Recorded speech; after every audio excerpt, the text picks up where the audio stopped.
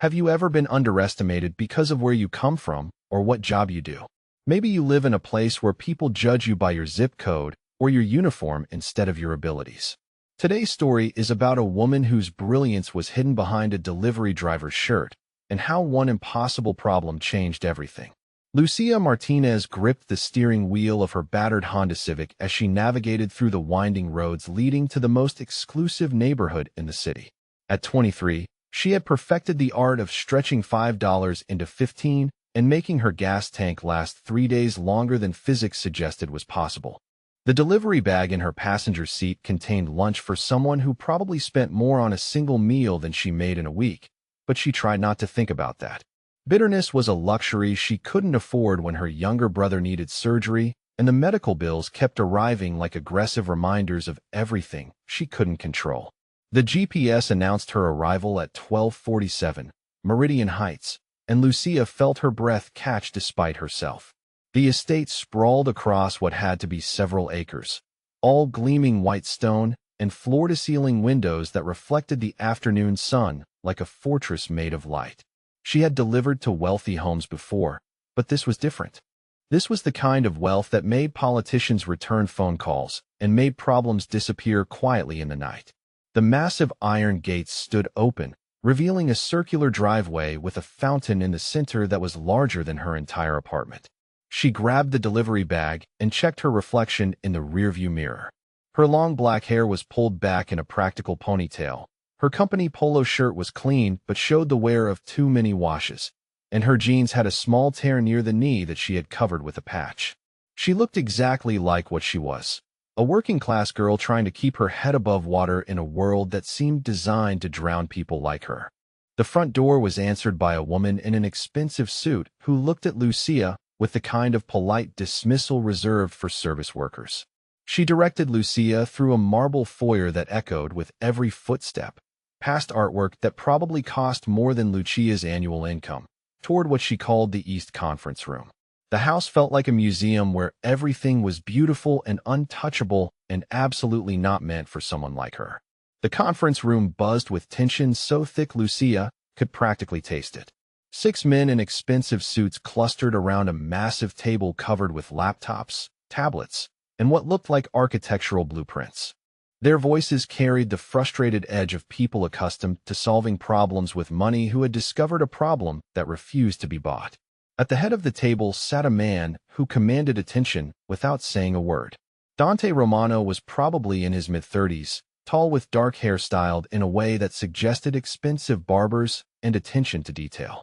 His olive skin and striking green-gray eyes created the kind of masculine beauty that belonged on magazine covers. But there was something else about him. Something in the way he sat perfectly still while chaos erupted around him. He wore power like other men wore cologne, subtle but unmistakable, and when his gaze flicked to her as she entered, Lucia felt an unexpected flutter of awareness low in her stomach. He was beautiful, yes, but he was also dangerous in a way she couldn't quite define. The kind of man her mother would have warned her about if her mother had lived long enough to offer warnings about anything beyond paying bills on time and never trusting someone who promised easy money. One of the suited men was speaking in the clipped tones of barely contained frustration. The wireless integration protocols keep conflicting with the new motion sensors, and every time we resolve one issue, 3 more appear. We've been at this for 6 weeks, and we're no closer to a solution than when we started. Another man, this one with silver hair and the weary expression of someone billing by the hour, spread his hands in defeat. The system architecture is sound, but something in the software is creating feedback loops we can't isolate. It's like the components are speaking different languages. Lucia approached the table to set down the lunch order, trying to be invisible the way service workers learned to be in spaces where they didn't belong. But as she moved closer, her eyes caught sight of the laptop screens displaying system diagnostics and network configurations. Despite herself, despite knowing she should just deliver the food and leave, she found herself studying the scrolling code with the kind of focused attention that had gotten her through countless online engineering courses during her rare free hours. The problem was immediately obvious to her, glaring like a neon sign in the digital chaos. The wireless protocols were operating on overlapping frequencies, creating interference patterns that cascaded through the entire security network. It was a simple fix, really, the kind of thing that required understanding how different systems communicated rather than just knowing how to install them. She had seen similar issues in the cheap electronics she repaired as a side hustle, though never on this scale or with this level of expensive equipment. She set down the last container and turned to leave, but the words slipped out before she could stop them. The frequency modulation is conflicting with your mesh network topology. The room fell silent.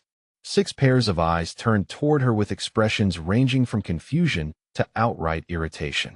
The silver-haired man actually laughed, a short bark of disbelief. "I'm sorry, did the delivery girl just offer technical advice?" But Dante Romano didn't laugh. His green-gray eyes fixed on her with sudden intense focus, and Lucia felt heat rise in her cheeks under his scrutiny. She should apologize, should back away, and leave these important men to their important problems. But something in his expression encouraged her to continue. "Your motion sensors are broadcasting on too. For gigahertz," she said, her voice gaining confidence as she pointed to one of the laptop screens. "But your wireless security cameras are using the same frequency band for data transmission. Every time a sensor detects movement, it's creating electromagnetic interference that disrupts the camera feeds and triggers false alarms in the central monitoring system." The room remained silent, but now the quality of that silence had changed. The engineers were no longer looking at her like she was an amusing interruption. They were studying her with the kind of attention usually reserved for colleagues or competitors. "The solution is frequency separation," she continued, warming to the subject despite the surreal nature of explaining network architecture to men who probably had multiple engineering degrees hanging on their office walls. "Move your sensors to the 900 MHz band or upgrade to 5 GHz for the cameras. You'll also need to adjust the polling intervals so the devices aren't trying to handshake simultaneously." Dante leaned forward in his chair, and Lucia caught a hint of expensive cologne mixed with something uniquely masculine that made her pulse quicken despite the professional nature of the conversation. "How do you know this?" She felt heat flood her face. "I've worked with similar systems. Smaller scale, obviously, but the principles are the same." She gestured toward the screen showing network traffic patterns. "See how the data packets are clustering around the same transmission windows? That's creating bottlenecks that cascade through your entire infrastructure." One of the younger engineers, a man who had been furiously typing notes throughout her explanation, looked up with something approaching respect. "She's right. The frequency analysis supports exactly what she's describing. We've been so focused on the software integration that we missed the hardware interference patterns." Dante Romano stood, and Lucia was struck by his height and the way he moved with controlled grace that suggested either military training or dance lessons or something else entirely that required discipline and physical awareness. He approached her slowly, and she caught herself taking a small step backward before forcing herself to stand her ground. "What's your name?" he asked, his voice carrying a slight accent that might have been Italian or simply the result of growing up in neighborhoods where certain consonants were shaped differently. "Lucia Martinez," she replied, proud that her voice remained steady despite the way her heart was racing. The combination of his proximity and the intense way he was looking at her was doing things to her nervous system that she didn't entirely understand. "And what do you do when you're not delivering lunch and solving engineering problems that have stumped teams of specialists?" The question was asked with genuine curiosity rather than condescension, but it still highlighted the vast distance between their worlds. She worked 3 jobs to keep herself and her brother afloat while he lived in a house that could probably shelter half her neighborhood. The truth felt pathetic in comparison to the competence she had just demonstrated. "I drive for 3 different delivery services," she said finally, "and I fix electronics in my spare time. Mostly phones and tablets, sometimes small appliances. Nothing like this, but the basic principles are similar." Dante exchanged a look with the silver-haired engineer, some kind of silent communication that Lucia couldn't interpret. The other men in the room were watching this interaction with the fascination of people witnessing something unexpected, like discovering that the janitor could speak 6 languages or that the receptionist was a concert pianist. "How long would it take you to implement the changes you described?" Dante asked. Lucia blinked, certain she had misunderstood the question. "I'm sorry. If we gave you access to the system, How long would it take to fix the frequency conflicts and optimize the network performance? She looked around the room at the expensive equipment and the frustrated faces of men who were probably charging hundreds of dollars an hour for their expertise. This had to be some kind of test or joke, except Dante Romano didn't seem like the kind of man who made jokes about business problems. Maybe 4 hours for the basic frequency separation, she said slowly. Another 6 to optimize the polling intervals and clean up the redundant protocols. But I would need administrative access to the central hub and probably physical access to some of the sensor nodes to verify the hardware configurations. The silver-haired engineer was shaking his head with the bewildered expression of someone whose worldview was being systematically dismantled. This is insane. She's a delivery driver. But Dante was already moving toward one of the laptops, his fingers flying over the keyboard with surprising speed. Within moments, he had pulled up what looked like administrative controls for the security network. The screen filled with configuration options and diagnostic tools that represented more technological sophistication than Lucia had ever had access to. "Show me," he said simply. Lucia hesitated for a moment longer, acutely aware that she was about to either prove herself capable of something extraordinary or embarrass herself in front of people who would laugh about this story for years. But the problem was right there, clear and solvable, and she had never been able to walk away from a technical challenge that was within her ability to fix. She moved to the laptop and began navigating through the system architecture with growing confidence. The interface was more sophisticated than anything she had worked with, but the underlying logic was familiar. Within minutes, she had identified the specific frequency conflicts and begun implementing the necessary changes. The room watched in silence as she worked, her fingers moving efficiently across the keyboard while she explained each modification in terms that translated complex technical concepts into language that even non-engineers could follow. She rerouted data streams, adjusted transmission protocols, and optimized network handshakes with the kind of systematic precision that came from years of troubleshooting problems with limited resources and no margin for error. When she finished, the diagnostic displays showed green across all network segments for the first time in weeks. The false alarms stopped immediately, the camera feeds stabilized, and the motion sensors began reporting accurate data without interference patterns. The silence stretched for several seconds before the younger engineer breathed something that sounded like "holy shit" under his breath. The silver-haired man was staring at the diagnostic screens as if they might change back to red if he looked away. Dante Romano was studying her with an expression that made her skin warm and her pulse quicken in ways that had nothing to do with technical problems or professional competence. There was admiration in his gaze, yes, but also something deeper and more personal that made her suddenly hyper-aware of how close he was standing and how his presence seemed to fill the space around them. "Outstanding," he said finally. His voice carried undertones of something that might have been surprise or respect, or perhaps something else entirely. "You've just accomplished in 20 minutes what 3 different firms couldn't manage in 6 weeks. Lucia felt pride bloom in her chest, warm and unfamiliar after so many months of financial stress and constant struggle. But beneath the satisfaction of solving the problem was a growing awareness that this moment was somehow significant beyond the technical achievement. The way Dante was looking at her suggested that something had shifted, that she had crossed some invisible line that separated the people who served lunch from the people who ate it. "I should probably go," she said, suddenly conscious that she had other deliveries to make and bills that wouldn't pay themselves regardless of how sophisticated the problems she could solve. "Thank you for letting me try." But as she turned toward the door, Dante's voice stopped her. "Miss Martinez, would you be available to discuss some additional work? I think there might be other systems that could benefit from your expertise." She turned back to find him watching her with an intensity that made her breath catch. There was something in his expression that suggested this wasn't just about technical support, that perhaps the frequency conflicts she had resolved were only the beginning of much more complex problems that would require much more complicated solutions.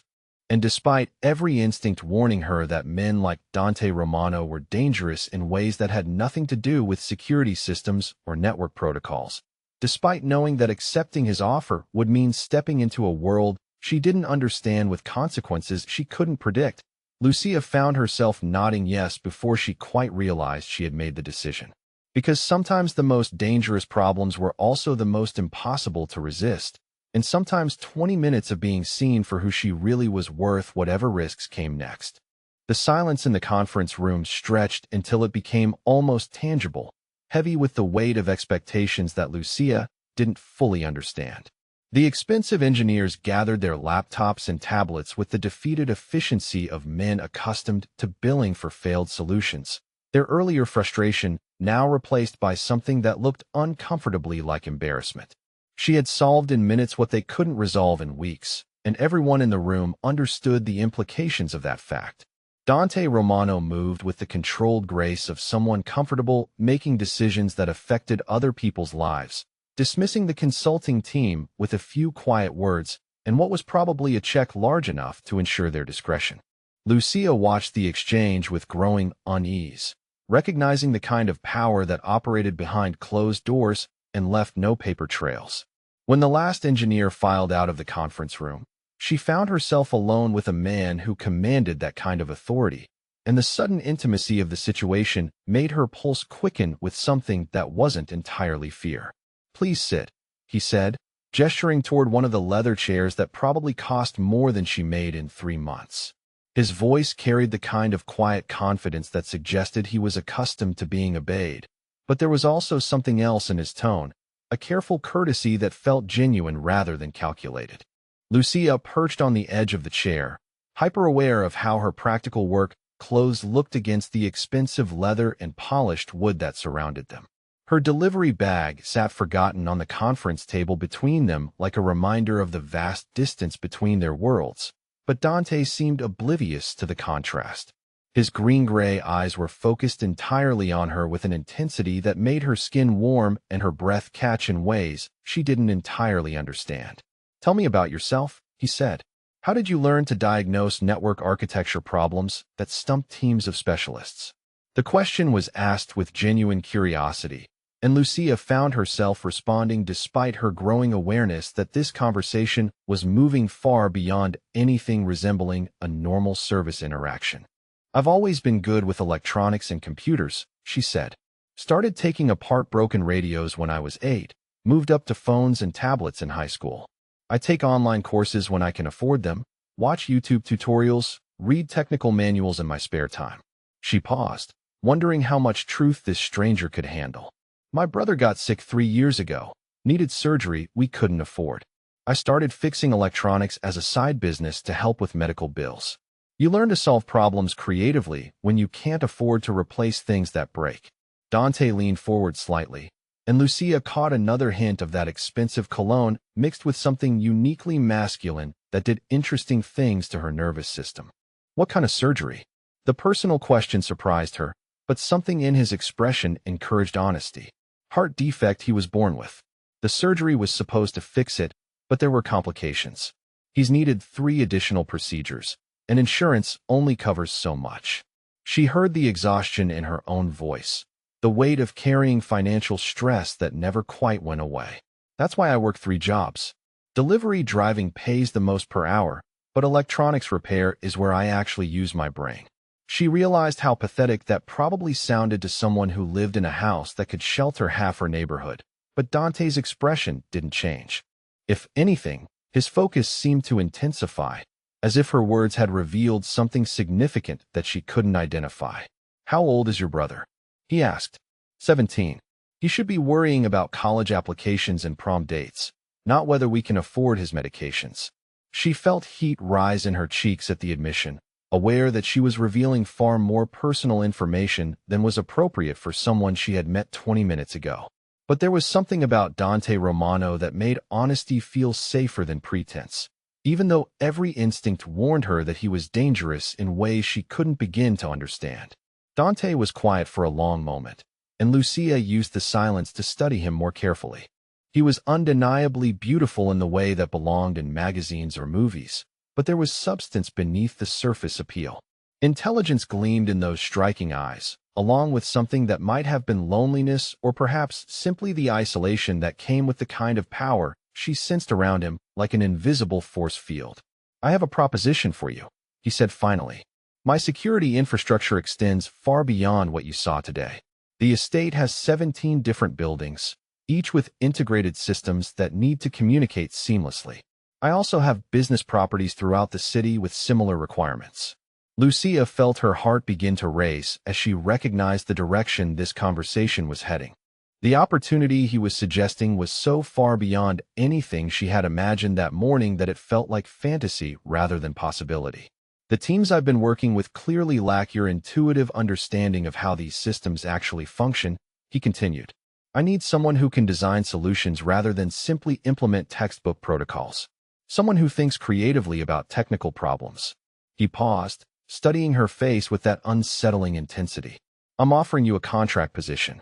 1 week, full-time, overhauling and optimizing every security system I own. The payment would be $50,000.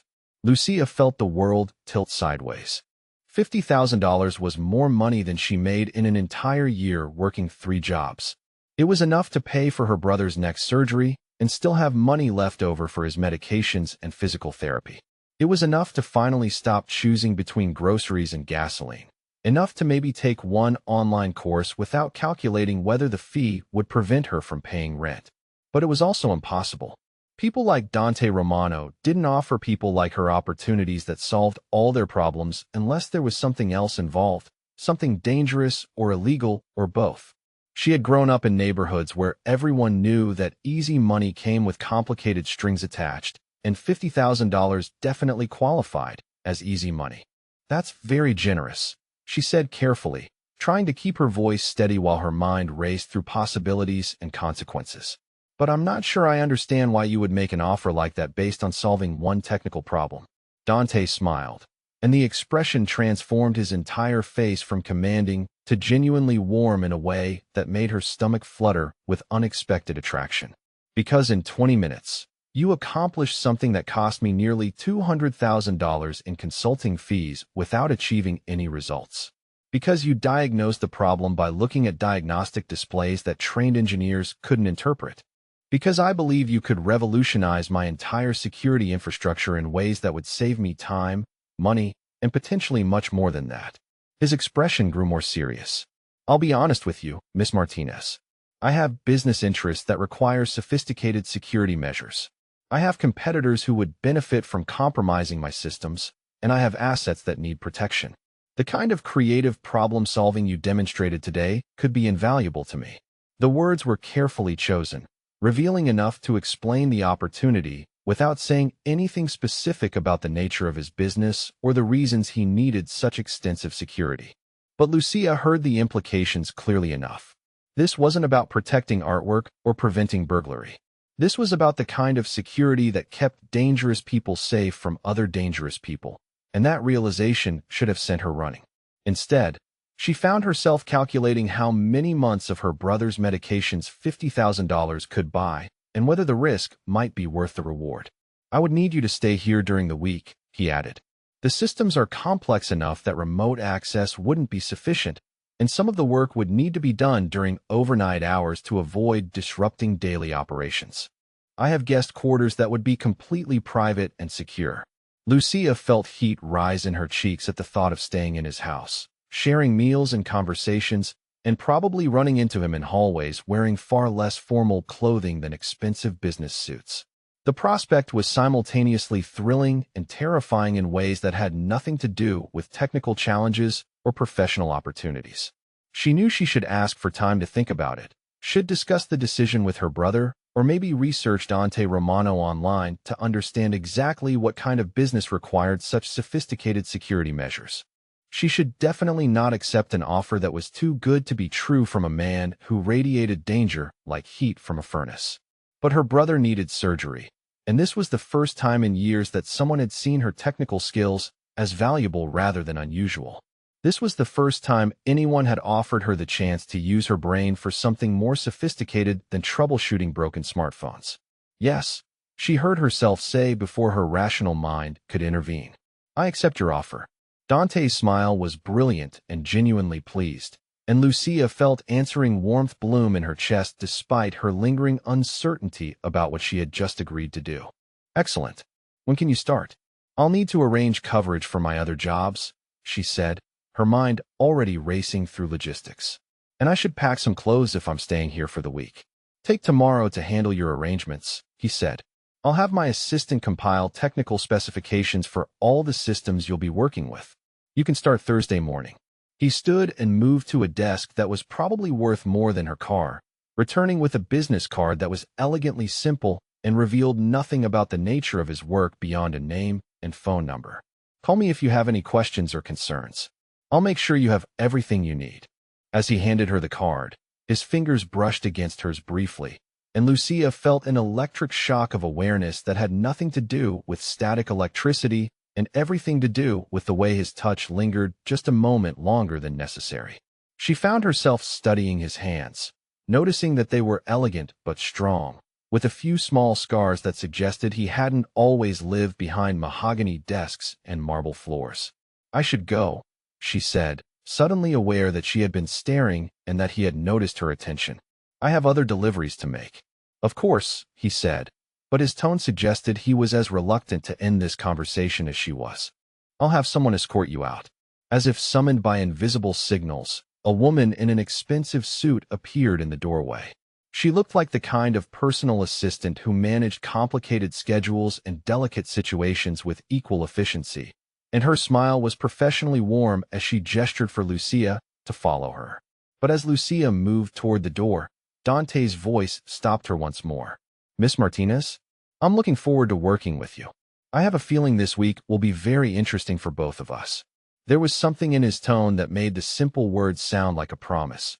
And as Lucia followed his assistant through the marble hallways and past the expensive artwork, she found herself wondering exactly what she had gotten herself into and why the prospect felt more exciting than terrifying.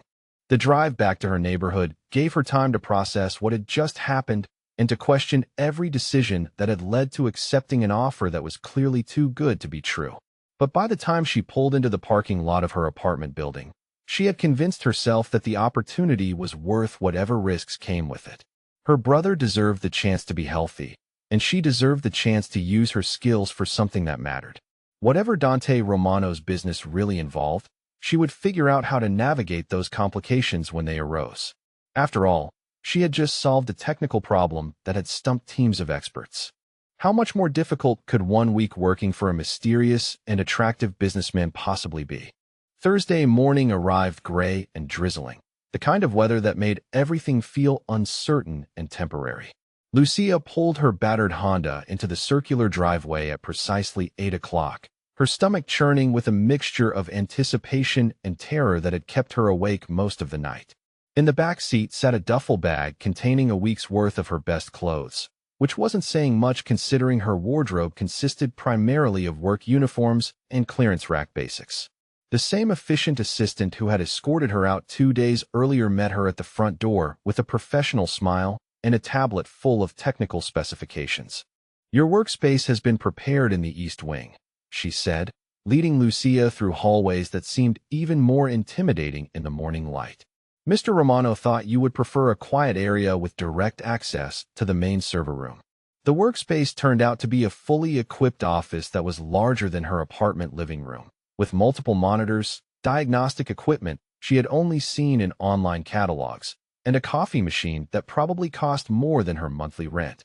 Floor-to-ceiling windows overlooked gardens that were meticulously maintained and completely beautiful, the kind of view that belonged in lifestyle magazines rather than real life. Your guest quarters are just down the hall, the assistant continued, handing her a key card. Mr. Romano will meet with you at 10 to review the project scope, but he wanted you to have time to familiarize yourself with the systems first. Lucia spent the first hour exploring the technical infrastructure with growing excitement and disbelief.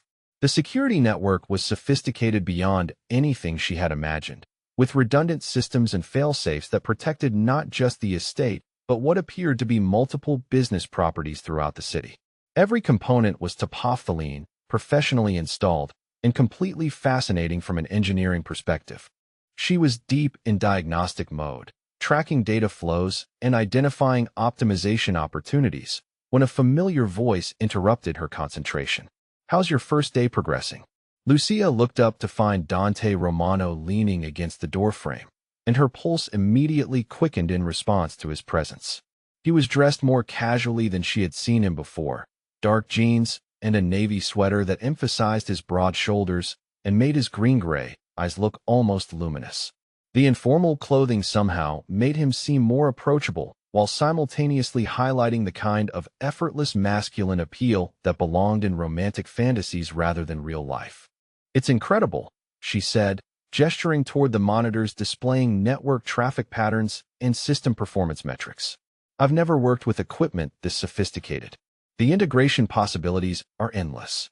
Dante moved into the office and approached her workstation with genuine interest, close enough that she could smell his cologne and feel the warmth radiating from his body. The proximity made her hyper-aware of every breath and every small movement, but she forced herself to focus on explaining the optimization strategies she was developing. "Your current configuration is already excellent," she continued, pointing to various displays with hands that she hoped weren't visibly shaking. "But there are opportunities to improve efficiency and reduce redundancy. For example, if we restructure the polling sequences and implement predictive algorithms, we could probably reduce power consumption by 30% while actually increasing responsiveness." She caught herself using technical language that might be too specialized and glanced at him with concern, but Dante was following her explanation with the kind of focused attention that suggested genuine understanding. His questions were intelligent and specific, revealing a deeper knowledge of security technology than she had expected from someone in what appeared to be an executive role. "You have excellent instincts for this work," he said when she finished her presentation. "My regular IT team is competent but conventional. They implement solutions that work rather than solutions that excel. You think systematically about optimization in ways that could transform the entire infrastructure." The compliment sent warmth flooding through her chest, pride mixing with something deeper and more personal that had to do with the way he was looking at her. She had spent years having her technical knowledge dismissed or patronized by people who assumed that delivery drivers couldn't possibly understand complex systems. But Dante treated her expertise with the kind of respect she had never experienced in professional settings.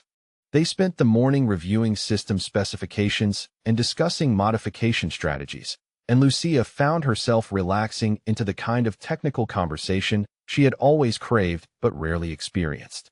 Dante asked thoughtful questions and offered insights that revealed both intelligence and practical experience, creating the kind of collaborative dynamic that made complex problems feel like interesting puzzles rather than overwhelming challenges. Around noon, he suggested they take a break for lunch, and Lucia followed him to a dining room that overlooked the estate's rear gardens through massive windows that let in soft natural light despite the cloudy weather. The table was set for two with china that looked antique and expensive, but the atmosphere felt surprisingly intimate rather than formal. "Tell me about your family," Dante said as they began eating what was probably the most sophisticated meal Lucia had consumed in months. "How did you end up responsible for your brother's care?" The question was asked with gentle curiosity rather than intrusive interest, but it still touched on territory that Lucia rarely discussed with anyone. She found herself sharing details she normally kept private, perhaps because Dante listened with the kind of complete attention that made honesty feel safe. "My father left when I was 14 and my brother was 8, she said, focusing on her plate to avoid the sympathy she expected to see in his expression. "My mother tried to manage on her own, but she was never particularly good with money or planning, and losing his income was devastating. She died in a car accident when I was 20, and suddenly I was responsible for everything." She paused, remembering those early months of figuring out how to be a guardian and provider simultaneously while dealing with her own grief. Miguel was only 15 then, but he was already showing signs of the heart condition. The doctors said stress could have triggered the symptoms, and I've always wondered if losing our parents contributed to his illness. Dante was quiet for a moment, and when Lucia looked up, his expression was thoughtful rather than pitying. "That's an enormous responsibility for someone so young. How did you manage?" "I figured it out as I went along," she said with a shrug that didn't quite hide the exhaustion those years had left behind. "Applied for guardianship, found work that paid enough to cover rent and groceries, learned to navigate insurance companies and medical billing departments. The electronics repair started as a way to fix our own broken things when we couldn't afford replacements, but it turned into additional income when I realized other people had the same problems. She realized she was revealing more vulnerability than was probably wise with someone she barely knew. But something about Dante encouraged continued honesty. I've never really had time to think about what I wanted for my own life. Everything has been about keeping Miguel healthy and stable and making sure he has opportunities one never did. Dante reached across the table and briefly touched her hand, a gesture so gentle and unexpected that it made her breath catch. You've done something extraordinary, he said quietly. Raising a teenager while supporting both of you financially and still finding time to develop technical skills that rival trained professionals is remarkable by any measure. The sincere admiration in his voice made tears prick at her eyes unexpectedly, and she had to look away before her emotions became embarrassingly obvious. She wasn't accustomed to having her sacrifices acknowledged or her competence validated, and the combination of recognition and attraction was doing things to her emotional equilibrium that felt dangerous. What about you? She asked, eager to redirect the conversation away from territory that made her feel too exposed. Do you have family? Something shifted in Dante's expression, a subtle closing that suggested she had touched on complicated territory. I have a mother and 2 sisters, he said carefully. They live in Italy now, safer there than here given the nature of my work. I see them a few times a year, but maintaining distance protects them from complications that could arise from my business activities. The careful phrasing confirmed what Lucia had already suspected about the dangerous nature of his work, but she also heard something else in his tone. Loneliness, perhaps, or regret about the isolation that his choices required. She wanted to ask more questions, but sensed that pushing for details would close down the vulnerability he was offering. It must be difficult, being separated from people you care about, she said instead. Dante's smile was rueful and touched with sadness. The price of the life I've chosen. I've learned to accept solitude as necessary for everyone's safety. They finished lunch with the conversation moving to safer topics. But Lucia couldn't shake the impression that Dante Romano was far more isolated than his wealth and power might suggest. The loneliness she had glimpsed reminded her of her own experience carrying responsibilities that kept her apart from normal social connections, and she felt an unexpected kinship with someone whose circumstances were completely different, but somehow parallel to her own. The afternoon passed quickly as they worked together on system modifications that required both technical expertise and creative problem-solving. Dante proved to be an excellent collaborator, offering suggestions and feedback that enhanced her solutions while never making her feel that her authority was being undermined. The intellectual partnership felt natural and effortless in ways that surprised her, as if they had been working together for months rather than days.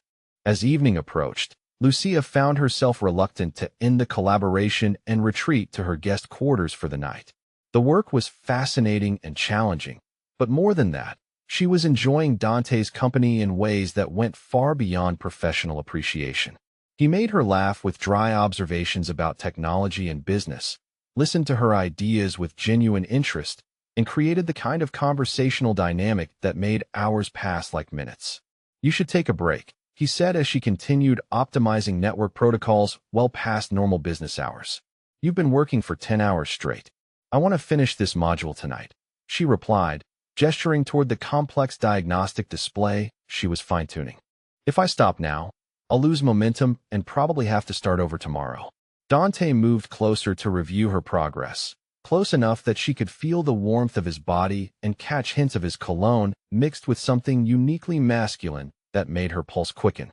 The work was absorbing, but his proximity was distracting in ways that made concentration increasingly difficult. This integration sequence is brilliant, he said, studying the code she had written with obvious admiration. You're restructuring the entire authentication protocol to eliminate redundancies while actually improving security. How did you envision this approach? Lucia began explaining the logic behind her modifications, but as she turned to point out specific elements on the screen, she found herself much closer to Dante than she had realized. Their faces were only inches apart, and suddenly the technical explanation seemed far less important than the way he was looking at her with an intensity that made her breath catch. For a moment, neither of them moved. Lucia could feel her heart racing as she studied the green-gray eyes that had captured her attention from their first meeting, noting the dark lashes and the fine lines that suggested he was a man who smiled often despite the serious nature of his work. The attraction that had been building between them throughout the day seemed to crystallize into something tangible and urgent, and she found herself wondering what it would feel like to close the distance between them. Dante lifted one hand as if to touch her face, and Lucia felt herself leaning toward him almost without conscious decision. But just as their lips might have met, a sharp alarm sounded throughout the office, breaking the spell with jarring efficiency. "Security alert," Dante said, immediately stepping back and moving toward the monitoring displays with the kind of focused intensity that suggested long experience with emergency situations. The romantic moment evaporated as quickly as it had appeared, replaced by professional crisis management. Lucia pulled up the diagnostic screens and quickly identified the source of the alarm. "It's a false positive," she said with relief and embarrassment. "I programmed a test sequence to run every 4 hours, and I forgot to disable the audible alerts. The system is actually functioning perfectly." Dante's tension dissolved, but the interruption had effectively ended whatever might have developed between them. The moment felt too fragile to recapture, and they both seemed to recognize that crossing professional boundaries required more deliberate consideration than spontaneous impulse. "I should let you finish your work," he said, his tone carefully neutral despite the lingering awareness in his expression. "Will you join me for dinner tomorrow evening? There's a restaurant I think you might enjoy." The invitation was clearly personal rather than professional, and Lucia felt excitement flutter in her stomach despite her uncertainty about the wisdom of getting involved with someone whose life was obviously complicated in ways she didn't understand. "Yes," she heard herself say. "I would like that." After Dante left the office, Lucia tried to return to the technical modifications, but concentration proved elusive. She kept replaying the almost kiss and wondering what might have happened if the alarm hadn't interrupted them. The attraction she felt was unlike anything she had experienced before, intense and multifaceted in ways that went far beyond simple physical appeal. But beneath the excitement was growing awareness that she was entering territory far more dangerous than technical challenges or professional opportunities. Dante Romano was the kind of man who could change her life in ways that had nothing to do with money or career advancement, and she wasn't sure she was prepared for the consequences of that kind of transformation. Her phone rang just as she was finally packing up for the night, and Miguel's name appeared on the display. "Hey," she answered, grateful for the distraction from her complicated thoughts. "Lucia, I'm at the emergency room," her brother said, his voice tight with pain and fear. "My chest hurts and I can't breathe properly. They're saying I need another procedure, but insurance is denying coverage for experimental treatments." The bottom dropped out of her world as medical reality crashed into romantic possibilities, reminding her exactly why she had accepted Dante's offer and what was truly at stake in her life. Whatever feelings were developing between them would have to wait until her brother was safe and healthy. "I'll be there in 20 minutes, she said, already grabbing her keys and running toward her car. But even as panic overwhelmed everything else, she couldn't quite forget the way Dante had looked at her in those moments before the alarm sounded, or the promise of something extraordinary that had almost happened between them. The emergency room visit had lasted until 3 in the morning, 4 hours of waiting and tests and consultations that ultimately confirmed Miguel's condition was stable but deteriorating. The experimental treatment he needed would cost $40,000 out of pocket, and the insurance company's denial was final.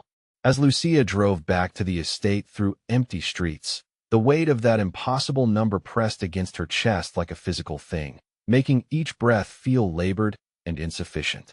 She let herself into the guest quarters as quietly as possible, hoping to avoid any encounters until she could process the night's developments and figure out how to ask Dante for an advance on her payment. The pristine luxury of her temporary accommodations felt surreal after hours in fluorescent-lit hospital corridors, but exhaustion made even the most expensive furnishings feel irrelevant compared to the simple desire for sleep. She had just changed into comfortable clothes when raised voices from somewhere deeper in the house penetrated the supposed soundproofing of her room.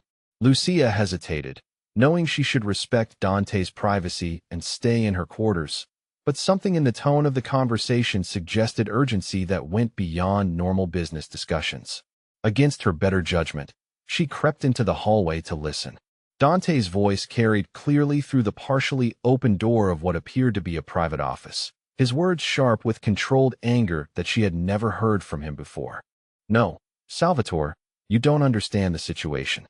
The Torino family has been watching this property for 3 weeks. They know about the security modifications, and they know about the girl. Lucia felt ice flood her veins as the implications of his words became clear. This wasn't a conversation about legitimate business or conventional security concerns. This was something else entirely, something that explained the sophisticated protection systems and the careful isolation from his family in Italy, and the kind of authority that made expensive engineers defer to his judgment without question. The Torinos are testing us, Dante continued, his voice carrying undertones of something dark and dangerous that made Lucia's pulse quicken with fear rather than attraction. They think the woman represents a vulnerability they can exploit. They're wrong, but the attempt will come soon, and we need to be prepared for escalation. Another voice responded, older and gravelly with the kind of accent that suggested certain neighborhoods and certain loyalties. What about the girl? She doesn't understand what she's walked into. That's my responsibility, Dante replied curtly. She stays under protection until this is resolved. Assign 2 men to watch her brother around the clock, discreet but effective. If the Torinos try to use him as leverage, I want them stopped before they get within 50 feet of the hospital. Lucia pressed her back against the wall as the full reality of her situation crashed over her like cold water. Dante Romano wasn't just a wealthy businessman with legitimate interests requiring sophisticated security. He was involved in organized crime, the kind of world where rival families threatened each other through innocent people and where protection details were assigned as casually as coffee orders. Everything made sense now. The expensive house that felt more like a fortress, the network of security systems that could protect against threats far more dangerous than burglary, the careful way he spoke about his work and the isolation required to keep his family safe. She had accepted a job from someone whose enemies would see her as a weapon to use against him, and her brother was now a potential target because of her association with Dante. She should pack her things and leave immediately. She knew that. She should take the money she had already earned and disappear before whatever conflict was brewing between criminal families could engulf her and Miguel. The responsible choice was obvious and urgent and completely necessary for their safety. But even as panic flooded her system, another part of her mind was processing what she had overheard with uncomfortable clarity. Dante was already protecting her brother without being asked, anticipating threats and responding to them before they materialized. Whatever his involvement in dangerous activities, his protective instincts toward people he cared about seemed genuine and effective. She crept back to her room and spent the next hour throwing clothes into her duffel bag while her thoughts raced through possibilities and consequences. She had almost convinced herself that leaving was the only rational choice when a soft knock on her door interrupted the frantic packing. Lucia? Dante's voice was gentle but concerned. I saw lights under your door. Is everything all right? She froze, one hand gripping a sweater while her heart hammered against her ribs. She could pretend to be asleep, could avoid this conversation until morning when she would be gone and safely out of his world.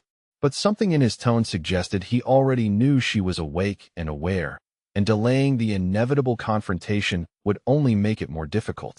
She opened the door to find him leaning against the frame, still wearing the jeans and navy sweater from earlier, but now looking rumpled and tired in ways that humanized his dangerous appeal. His green-gray eyes took in her appearance and the half-packed bag visible behind her with the kind of immediate understanding that confirmed her suspicions about his intelligence and experience with complicated situations. You heard the conversation with Salvatore, he said. It wasn't really a question. Lucia lifted her chin and met his gaze directly, pride preventing her from denying what they both knew to be true. I heard enough to understand that you're not exactly in the import business. Dante stepped into the room without invitation, his presence immediately making the space feel smaller and more intimate despite the tension crackling between them. You're right, he said simply. I'm not. He moved to the window and looked out at the gardens that were invisible in the pre-dawn darkness, his profile revealing the kind of weariness that came from carrying responsibilities that couldn't be shared with innocent people. When he spoke again, his voice was carefully controlled but edged with something that might have been regret. My family has been involved in certain activities for 3 generations, he said. Activities that operate outside conventional legal frameworks, but serve purposes that law enforcement either can't or won't address. We protect communities that the police have abandoned. We resolve disputes that the courts can't handle, and we eliminate threats that conventional justice systems are too slow or too corrupt to stop. Lucia felt her hands clench into fists at her sides as the careful euphemisms failed to disguise the reality of what he was describing. You're talking about organized crime, violence, illegal activities that hurt innocent people. Dante turned to face her, and the intensity in his expression was unlike anything she had seen from him before. We hurt people who prey on the innocent, he said quietly. We eliminate threats to families and businesses that have no other recourse for protection. We solve problems that destroy communities when they're allowed to fester. He moved closer, close enough that she could see the complex emotions warring in his expression. I won't lie to you about what my life involves, Lucia. There is violence, and there are activities that operate outside legal boundaries. But there are also codes and principles that govern everything we do. We don't harm innocent people, we don't prey on the vulnerable, and we don't tolerate anyone who does. His voice softened as he continued. I protect people who can't protect themselves, and I solve problems that conventional authority structures can't or won't address. That's why I need the kind of security infrastructure you've been building, and that's why my enemies would see you as a potential weakness they could exploit. Lucia felt tears prick at her eyes as the implications of his words settled around her like heavy fabric. She was attracted to his protectiveness and his strength, but those qualities came from a world where protection required violence, and strength meant the ability to eliminate threats permanently.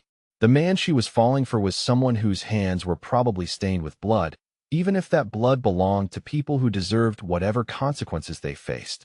You should have told me before I accepted your offer, she said, her voice barely steady. I had a right to know what I was walking into. You're right, Dante acknowledged. But I also knew that if I explained the full scope of my world, you would have refused the opportunity, and your brother would still need surgery you can't afford. I wanted to give you the chance to prove your capabilities in an environment where your skills could be properly valued. He paused, studying her face with the kind of careful attention that made her feel completely visible. I also hoped that once you got to know me, you might understand that the man I am with you isn't defined by the work I do for my family. That maybe what we've been building between us might matter enough to make the risks worth accepting. The honesty in his admission made her breath catch, because it acknowledged the attraction that had been growing between them while forcing her to confront exactly what pursuing that attraction would mean. Loving Dante Romano would mean accepting a life where enemies made threats and protection details were necessary and violence was always a potential solution to problems that couldn't be resolved through conversation. But it would also mean being with someone who had protected her brother without being asked, who had seen her technical skills as valuable rather than unusual, and who made her feel like her intelligence and competence were exactly what he needed rather than surprising exceptions to her background and appearance. The Torino family won't give up, will they? She asked quietly. Not until they're convinced that threatening you would be counterproductive, he replied, or until they're no longer capable of making threats. The careful phrasing suggested methods of persuasion that she didn't want to examine too closely, but she also understood that her safety and Miguel's were now dependent on Dante's ability to project the kind of strength that made enemies reconsider their plans. Running away might temporarily remove her from danger, but it would also leave her brother vulnerable to people who had already identified him as potential leverage. You assigned protection for Miguel, she said. Discreet but effective, Dante confirmed. 2 men who will make sure the Torinos can't get close enough to use him against either of us. They'll also ensure he gets the medical care he needs regardless of what insurance companies decide to cover. The casual mention of covering her brother's medical expenses made tears spill over despite her efforts to maintain composure. The surgery that had seemed impossibly expensive was apparently a minor consideration for someone with Dante's resources, and the protection that she couldn't provide was already in place through his decision to claim responsibility for their safety. Why? She asked through tears that made her voice thick and unsteady. Why would you do that for people you barely know? Because you're not just people I barely know, he said, moving closer until she could feel the warmth radiating from his body. You're the woman who solved problems that teams of experts couldn't handle, who dedicated her life to caring for someone she loves, and who makes me want things I never thought I could have safely." He lifted one hand to cup her cheek, thumb stroking gently across skin that was damp with tears. "You're the woman I'm falling in love with, and that means your safety and happiness matter more to me than conventional morality or legal boundaries." The declaration hit her like physical impact, stealing her breath and making her pulse race with something that was equal parts terror and exhilaration. She had suspected that the attraction between them was deepening into something more significant, but hearing him acknowledge love made everything feel suddenly urgent and momentous and completely overwhelming. "Dante, I don't know if I can handle your world," she whispered, but even as she spoke the words, she found herself leaning into his touch rather than pulling away. "You don't have to handle my world," he said softly. "You just have to trust me to handle it for both of us. Let me keep you safe while you figure out if what we have is worth the complications that come with it." Before she could respond, before rational thought could interfere with emotional need, Lucia found herself stretching up to kiss him with all the desperate intensity of someone making a choice that would change everything. Dante responded immediately, his arms coming around her to pull her against his chest while his mouth moved over hers with gentle but thorough possession that made thinking about consequences impossible. The kiss deepened as weeks of building attraction finally found expression, and Lucia discovered that desire could overwhelm fear and uncertainty with surprising completeness. Dante's hands were gentle but sure as they moved over her body, and when he lifted her and carried her to the bed, she offered no resistance to the inevitable progression that had been building between them since their first meeting. Making love with Dante was nothing like the fumbling encounters she had experienced in college, before her mother's death and Miguel's illness had consumed all her energy and attention. This was deliberate and thorough and completely focused on her pleasure and comfort, with constant gentle attention to her responses and needs that made her feel cherished rather than simply desired. Afterwards, as they lay tangled together in expensive sheets while dawn light filtered through windows, Lucia found herself studying the man whose arms held her with protective tenderness. In sleep, his face looked younger and more peaceful, free from the watchful intensity that came with managing dangerous responsibilities. He was beautiful and dangerous and completely wrong for someone like her. But he was also the person who had seen her worth and chosen to protect everything she cared about. The morning brought coffee and fresh pastries delivered by staff who were too professional to reveal any awareness of how she had spent the night, along with updates on Miguel's condition and the discreet security arrangements that were already in place around his hospital room. Lucia found herself marveling at the efficiency with which Dante's world operated, at how quickly problems were identified and resolved through resources she couldn't have imagined. "I have to handle some business today," Dante told her over breakfast that felt surprisingly domestic despite the surreal circumstances. "Family issues that require immediate attention. You'll be safe here, but I need you to stay on the property until I return." "How long will you be gone?" she asked, surprised by how reluctant she felt to let him leave when they had just found each other. "Most of the day," he said, reaching across the small table to touch her hand briefly. "But the security systems you've built are sophisticated enough to handle anything the Torinos might attempt. In fact, they might be exactly what we need to convince our enemies that targeting you would be counterproductive." He was gone by 10 o'clock, leaving Lucia alone in a house that felt enormous and strangely empty without his commanding presence. She threw herself into technical work with the kind of focus that had always been her refuge from emotional complexity, refining the security modifications and testing response protocols with methodical precision. It was just after 2 in the afternoon when alarms began sounding throughout the estate, not the false alerts she had accidentally triggered before, but genuine security breaches detected by multiple sensor arrays simultaneously. Lucia's pulse spiked as she pulled up diagnostic displays showing unauthorized movement along the estate's perimeter and attempts to disable external cameras through sophisticated electronic interference. The Torino family was making their move, testing the security improvements she had implemented while assuming that Dante's absence left the property vulnerable. They were about to discover exactly how wrong that assumption was. and Lucia felt a fierce satisfaction as she began implementing countermeasures that would turn their attempted intrusion into a very public demonstration of why threatening Dante Romano's interests was a serious mistake. The electronic warfare that followed was complex and exhilarating. A chess match played with network protocols and security algorithms that showcased every technical skill she had developed over years of creative problem-solving. By the time Dante returned that evening, the attempted breach had been not only repelled but documented in enough detail to provide law enforcement with evidence of criminal trespass and attempted corporate espionage. "You handled that beautifully," he said as she showed him the comprehensive logs of the Torino family's failed intrusion. "They won't try a direct approach again after today's demonstration that our defenses are more sophisticated than they anticipated."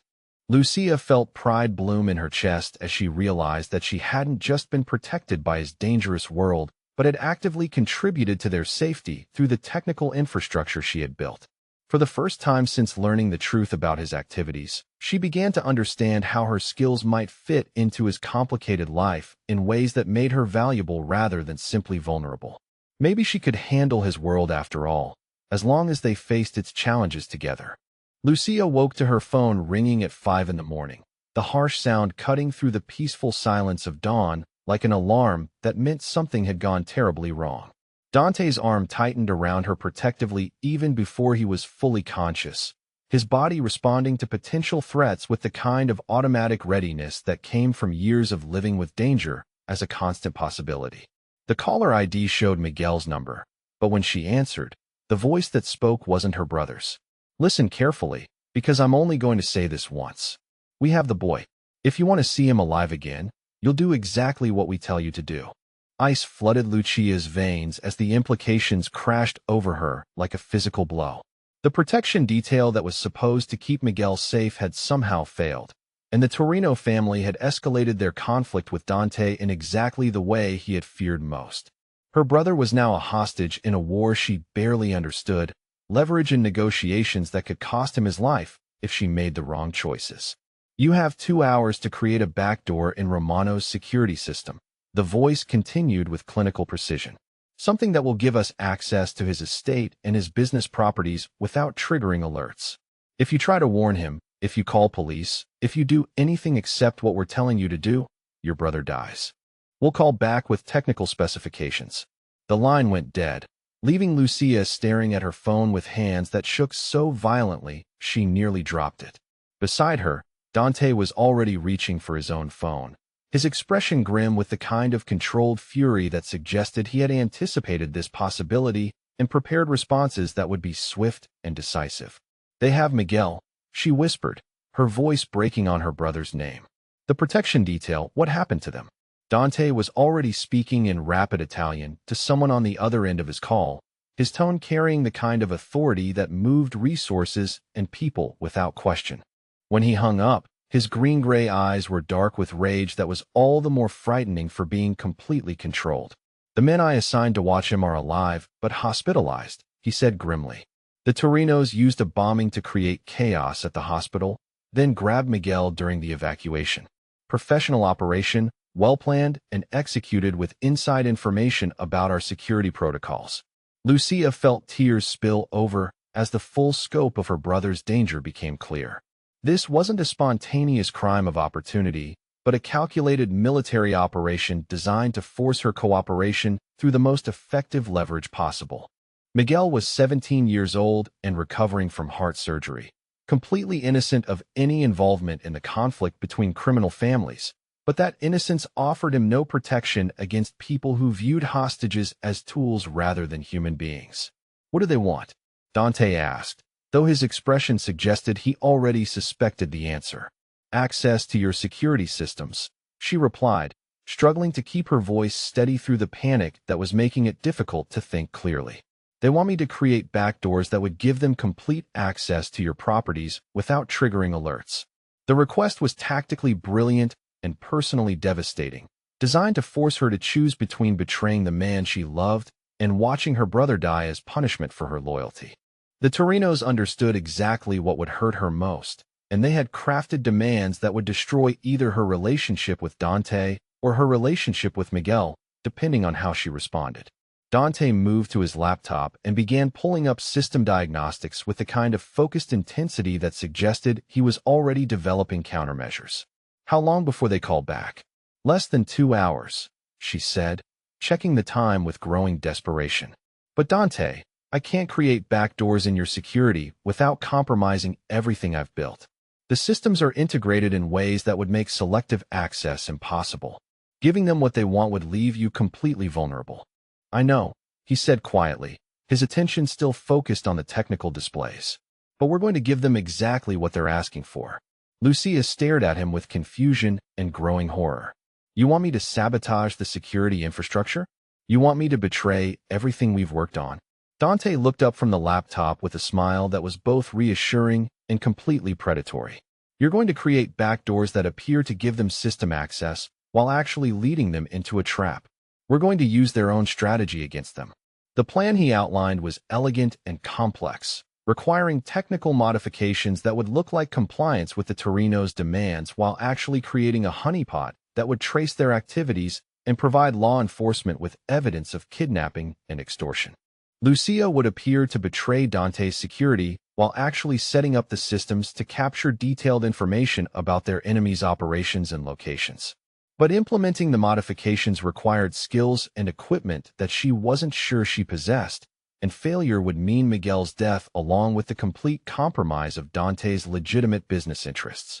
The margin for error was essentially zero, and she would be working under time pressure that made careful testing impossible. Can you do this? Dante asked, studying her face with concern that was professional and personal simultaneously.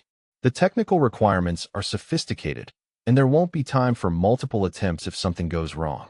Lucia felt fear and determination warring in her chest as she considered the enormity of what he was asking.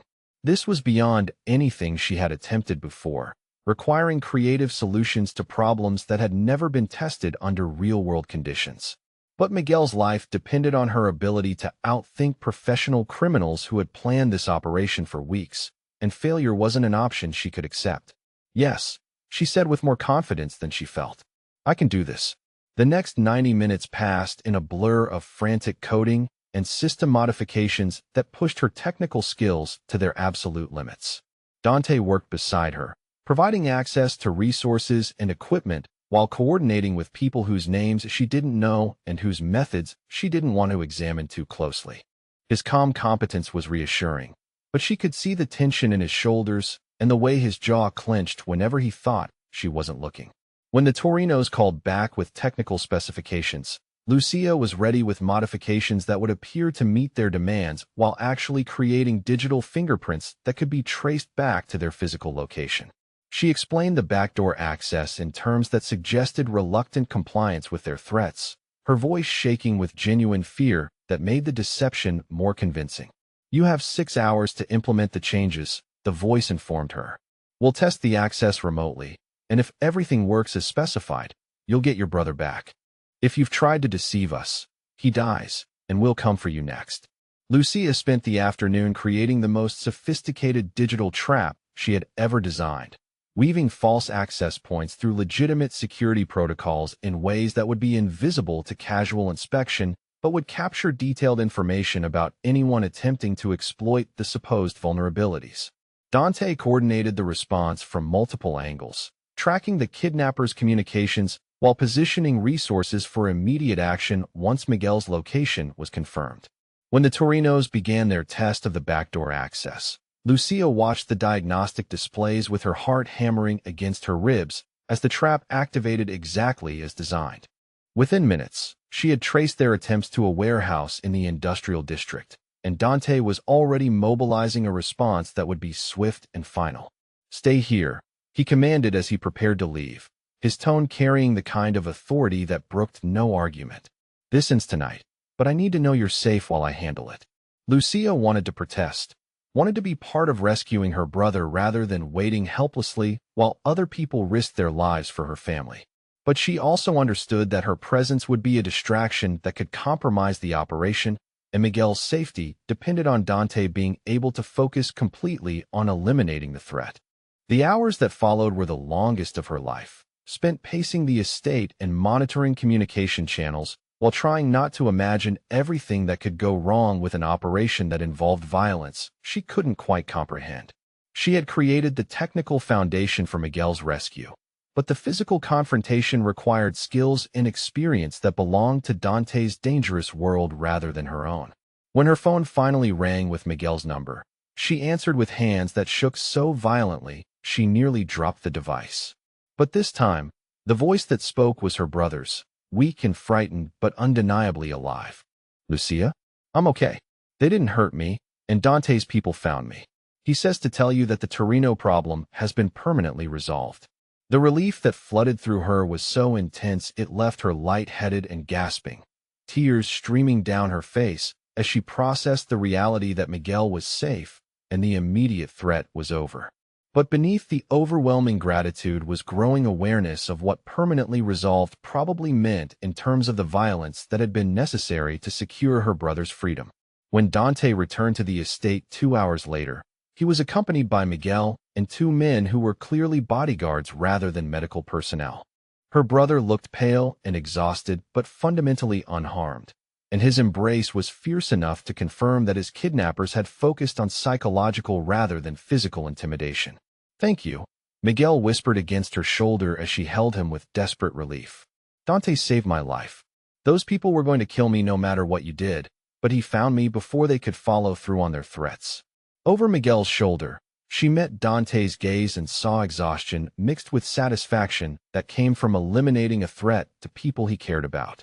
His clothes were different than what he had worn when leaving, and there were shadows in his expression that suggested the night had required methods she didn't want to examine too closely.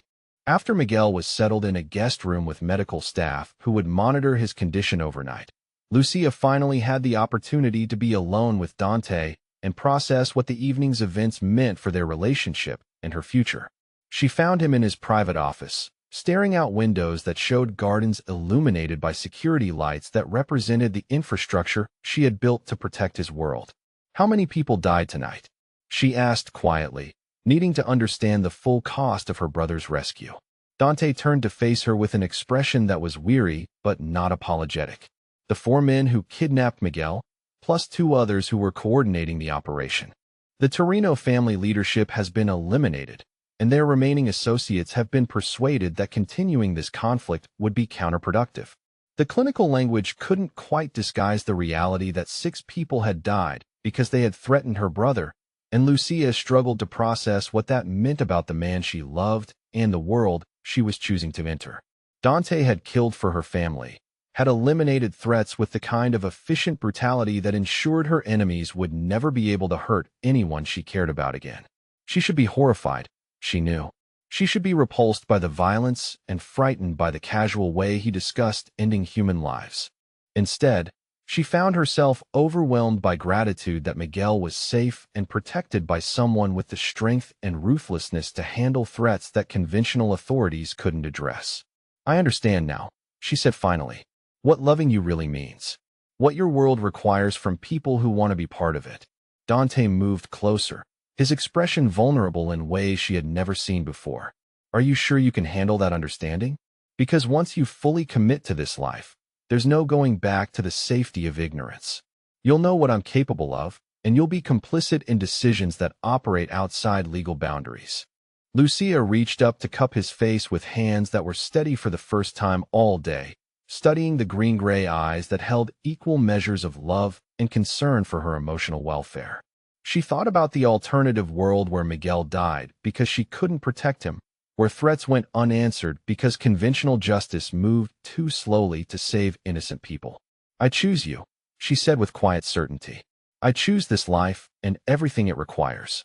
I choose being with someone who has the strength to protect everyone I care about, even when that strength requires violence that I'll never fully understand." The kiss they shared was desperate and relieved and completely honest about the dangerous realities they would face together. Making love that night was different than their first time, deeper and more urgent with the knowledge that they had survived their first real crisis as partners and chosen each other despite understanding the full cost of that choice.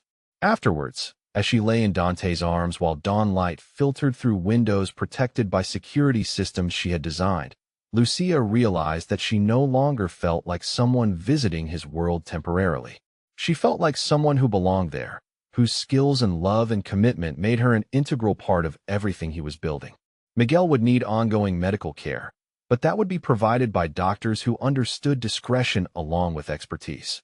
She would complete her engineering degree through resources that money and influence could arrange, developing skills that would make her even more valuable to Dante's operations. Their relationship would face challenges that most couples never imagined, but they would face them together with complete honesty about who they were and what their love required.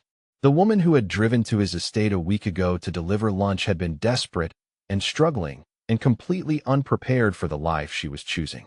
But the woman who woke up in his arms that morning was someone who had proven herself capable of handling his world and contributing to it in ways that made their partnership stronger than either of them could be alone. She had found her place in a dangerous world, and she had chosen to claim it permanently. 3 months later, Lucia stood in what had once been the East Conference Room, where expensive engineers had failed to solve impossible problems, but which was now her private office and laboratory for developing security innovations that protected not just Dante's interests, but an entire network of legitimate businesses throughout the city. The transformation of the space reflected the transformation of her entire life, from borrowed luxury to earned belonging, from temporary arrangement to permanent partnership. The multiple monitors that surrounded her workstation displayed diagnostic information for 17 different properties, all connected through security infrastructure that had become the gold standard for protection against both conventional and unconventional threats. Her reputation within Dante's organization had evolved from curiosity to respect to genuine authority over technical decisions that affected everyone's safety, and she found herself consulting on problems that required creative solutions rather than textbook implementations. Miguel knocked on the open door with the kind of confident energy that came from being completely healthy for the first time in his life. His recovery from the final heart surgery had been complete and remarkably fast, aided by the best medical care that money and influence could arrange, along with the kind of emotional security that came from knowing he would never again face financial barriers to necessary treatment. "Ready for lunch?" he asked, settling into the chair across from her desk with the casual comfort of someone who belonged in expensive surroundings rather than visiting them temporarily. "I promised Dante I'd make sure you ate something before the meeting this afternoon." At 18, Miguel had grown into his height and filled out with muscle that came from regular exercise and proper nutrition, no longer the fragile teenager whose medical crisis had driven every decision she made. He was attending engineering school on a full scholarship that had materialized through connections she didn't question, studying aerospace design with professors who recognized his natural aptitude for complex systems. The meeting he referenced was with Dante's mother and sisters, who were visiting from Italy for the first time since Lucia had become part of the family. The prospect made her nervous despite 3 months of video calls and carefully translated correspondence that had established tentative approval of their relationship. "Are you worried about meeting Mama Romano?" Miguel asked with the perceptive awareness that came from years of reading her moods and concerns. "Because Dante says she already loves you based on how happy you've made him." "It's not worry exactly," Lucia replied, saving her work and preparing to join him for lunch. "More like awareness that this visit represents a kind of final acceptance that makes everything permanent rather than provisional." The truth was more complex than she could easily explain to her brother. Maria Romano was the matriarch of a family whose approval carried weight that extended far beyond personal relationships, and earning her genuine acceptance would confirm Lucia's status in ways that went beyond Dante's private declarations of love. This wasn't just meeting her boyfriend's mother, but being evaluated by someone whose opinion influenced business decisions and family loyalty across multiple continents. They found Dante in the dining room reviewing documents that were probably related to legitimate import businesses that had expanded significantly since Lucia's security improvements had freed him to focus on growth rather than protection. The legal enterprises were flourishing under his leadership, creating jobs and economic stability that benefited entire communities while providing cover for activities that operated in shadows she had learned not to examine too closely. "Perfect timing," he said, looking up with the smile that had captured her attention during their first meeting, but which now carried the warmth of complete familiarity and earned intimacy. My mother just called from the airport. They'll be here within the hour. Lucia felt her pulse quicken with anticipation that was equal parts excitement and terror, but Dante's expression was completely confident as he stood and moved to embrace her with the kind of casual affection that had become natural between them. His touch was reassuring and possessive simultaneously, a reminder that she belonged to him completely and that he would handle any complications that arose from family politics. "She'll adore you," he murmured against her ear. "I've told her how you revolutionized our security infrastructure and how you saved Miguel when conventional medical approaches failed. She respects competence and loyalty above everything else, and you've demonstrated both in ways that matter to our family's survival." The afternoon meeting proved to be less formal evaluation than enthusiastic welcome, as Maria Romano turned out to be a small, elegant woman whose sharp intelligence was immediately apparent and whose warmth toward Lucia was genuine rather than polite. Dante's sisters, Francesca and Isabella, were equally welcoming, treating Lucia like someone whose place in the family was already established rather than someone seeking approval for provisional acceptance. "You've done something remarkable here," Maria said as Lucia gave her a tour of the technical infrastructure that protected the estate and connected properties. "Not just the security improvements, though those are impressive, but the way you've helped my son find balance between necessary precautions and normal life." She paused in the monitoring center, studying displays that showed real-time status for dozens of protection systems with the kind of focused attention that suggested genuine understanding of their complexity. "He was becoming too isolated before you arrived, too focused on threats and not enough on the life worth protecting. You've given him reasons to think about the future rather than just surviving the present." That evening, they gathered for dinner that felt like celebration rather than inspection, with conversation that flowed easily between English and Italian, while Maria shared stories about Dante's childhood that explained his protective instincts and his tendency to solve problems through decisive action.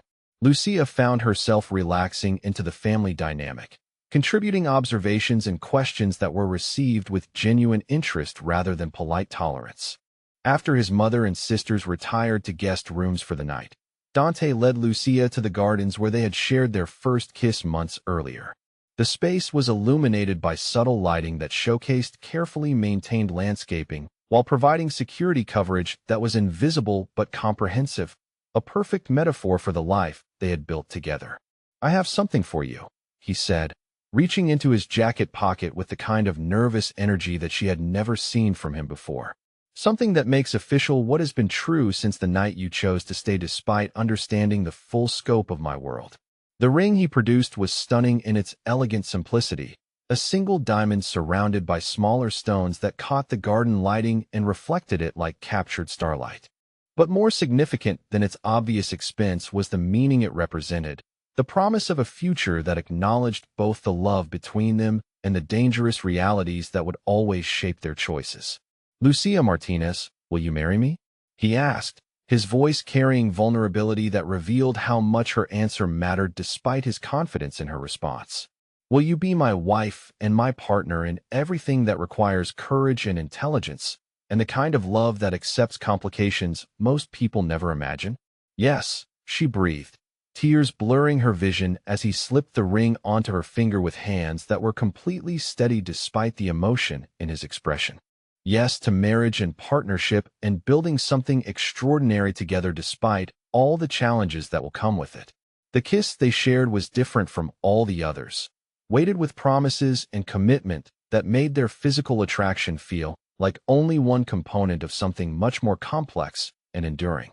Making love that night was celebration and claiming simultaneously, confirmation that they belonged to each other completely and permanently regardless of what their future would require.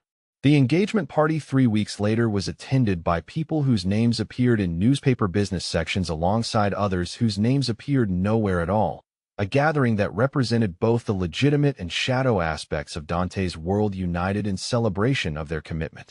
Lucia wore a dress that cost more than she used to make in 6 months, but she no longer felt like someone wearing borrowed elegance temporarily. She felt like someone who had earned her place in sophisticated surroundings through competence and dedication and love that had survived testing under the most dangerous circumstances. Miguel gave a toast that brought tears to her eyes, thanking Dante for saving both their lives in ways that went far beyond rescuing him from kidnappers or funding his medical care. He spoke about watching his sister transform from someone who sacrificed everything for other people's needs into someone who had claimed the extraordinary life she deserved, and his gratitude was mixed with pride that made her heart overflow with happiness. 6 months after the engagement party, they were married in a ceremony that combined traditional Italian family rituals with American legal requirements, surrounded by people whose loyalty to Dante ensured their support for his choice of bride.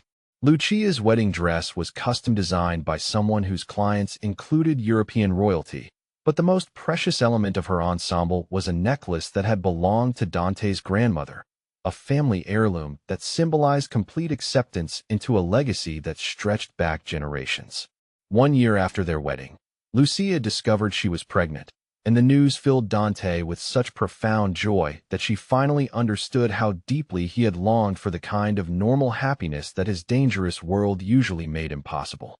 Their child would grow up protected by security that was both sophisticated and invisible, raised with awareness of both privilege and responsibility, loved by parents who had chosen each other despite understanding exactly what that choice would cost.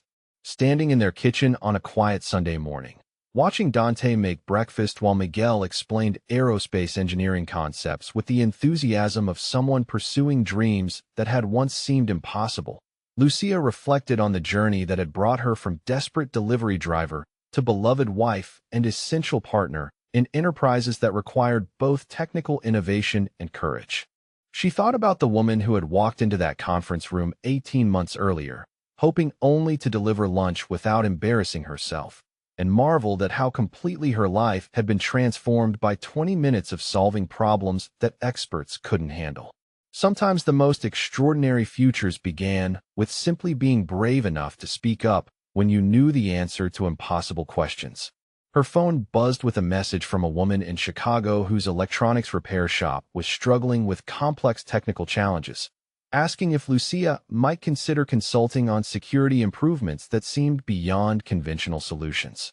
The request was forwarded through channels that suggested Dante's reputation for solving impossible problems was creating opportunities that extended far beyond their own immediate needs. She smiled as she composed a response offering to help, because extraordinary solutions required people who understood that creativity and determination could overcome limitations that others accepted as permanent. Whether the problem involved network architecture or family medical crises or finding love in dangerous places, the principles remained the same. Refuse to accept that something was impossible until you had exhausted every possible approach to making it work. Have you ever found yourself in a situation where everything changed because you had the courage to offer help when nobody expected you to have the answer? Maybe you discovered that your unique perspective was exactly what someone needed to solve their most challenging problem. Today's story reminds us that sometimes the most transformative opportunities come disguised as ordinary moments, and the key is recognizing when your skills and heart are pointing you towards something extraordinary. Their child would grow up knowing that love could triumph over any obstacle, that competence and creativity could solve problems that seemed insurmountable, and that sometimes the most important thing you could do was trust someone with the strength to protect everything you cared about. It was a legacy worth building, one careful decision at a time, until impossible problems became the foundation for extraordinary happiness.